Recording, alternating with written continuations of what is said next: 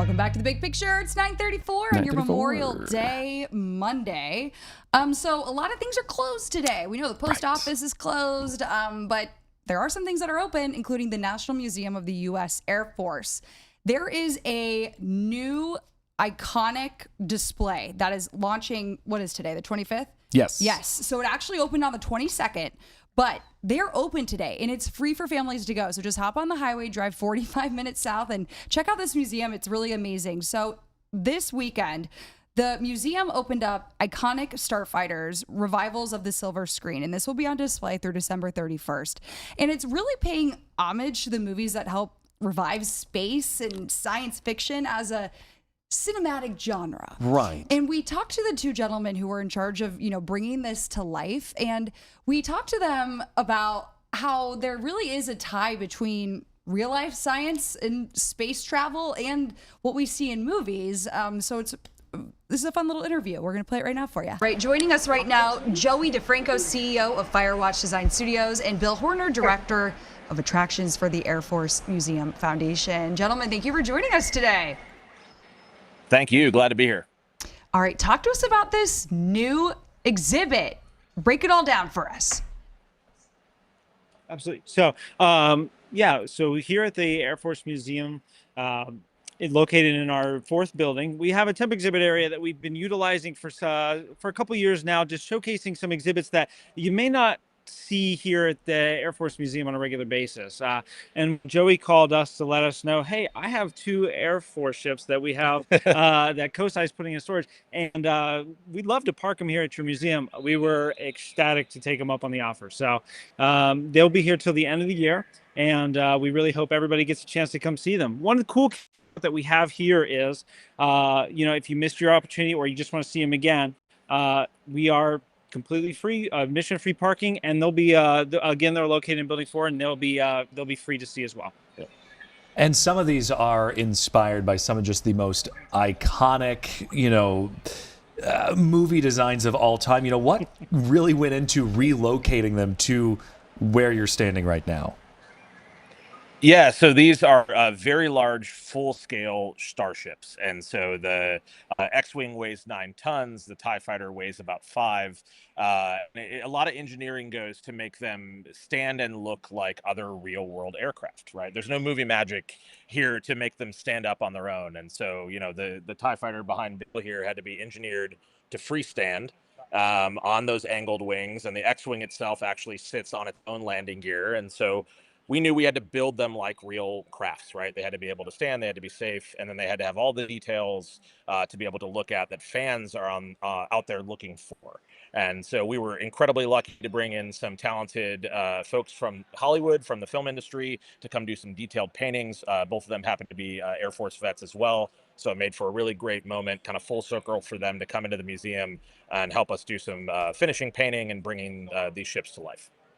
How have movie spacecraft designs influenced innovation and inspired our engineers today and our pilots? Can you talk about that connection? Yeah, I can talk about it, but Bill, Yeah. you're right. Yeah. So it's an incredibly wonderful parallel to be able to position these here in the museum full of so much aviation history. A lot of people don't know, but the team behind the original Star Wars films, they were heavily, heavily inspired by World War II footage and military aircraft design and all that kind of stuff. And so there are details in here, things like vertical takeoff and landing, some of the navigation charts and backlit acrylic and elements that we see every day in these wonderful properties on the silver screen that started in real world aircraft here in the multiple buildings of this museum. And so to be able to make that connection between, science fiction and science fact and draw those parallels, I think is a really unique experience you're not going to get at any other exhibit. And just to add a little bit to it, the aircraft or the spaceships themselves are seated in our research and in the development side of the house. So they're sitting next to experimental aircraft that are using the futuristic technologies that we're continuously developing and testing. So they literally look like they're at home. Yeah. Yeah, it's kind of cool. Yeah, the you know, the fact and the fiction Right. kind of thing going on there. And you know, for example, the TIE fighter behind you, you know, for Star Wars fans and stuff to be able to see that, you know, kind of like in real life, you know, is there anything there to you that you think is going to be the big wow factor moment for people coming to see this exhibit? Well, you know, R2D2 is going to hang out for the exhibit duration by the X-wing, so that's just really cool to be able to see that, you know, beep and chirp and interact, you know, with little R2. But really, it's about seeing these at scale, being able to walk around them, look at those details. You know, so many craftsmen put their hands on these ships to bring it to life.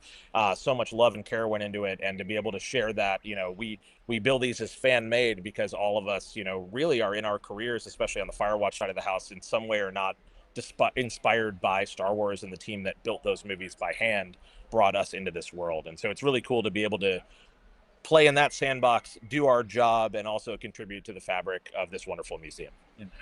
For those who maybe, you know, don't have their jobs in aviation or engineering, why do you think that spacecraft and engineering just continues to inspire the generations for years to come, even if they decide not to like go into that field or something like that?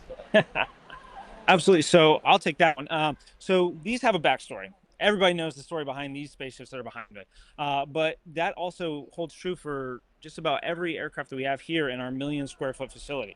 So I think this right here is a perfect example, a poster child, if you will, of telling history. It isn't just necessarily innovation. It isn't necessarily technology, but it's all the above. And so there's a backstory here. But you go look at our Memphis Belle, go spend some time in that exhibit, and you'll see, you know, there are backstories and there are stories behind that exhibit you could spend all day on one exhibit.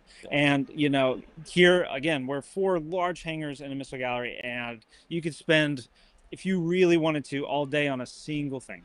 Yep. So the National Air Force Museum, it is open Memorial Day. And why should people, you know, drive down to Dayton from Columbus and take a visit on Memorial Day? Yep, absolutely. So I'll take that. At the end of the day, we're committed to offering positive experiences to all of our visitors, whether it's a core experience or a non-core like this one. Everything that we do, we really hope visitors get a chance to come see it. Again, we're open 9 to 5 every single day. We're free admission, free parking. You can't beat that. So everybody should come see it. And then and while you're here, we'll show you the rest of our collection as well. Awesome. Thank you guys so much for joining us today. We appreciate it. They were awesome to talk to. They're just so like energetic about it. But iconic Starfighters, rivals of the silver screen. If you are bored today and you don't know what to do with the kids or the family, just drive down to Dayton. They're open 9 to 5. But this display is on display through December 31st. So if you can't make it out today, try another week. You got plenty of The summer is a time. long time. You got plenty of time to head on down there. So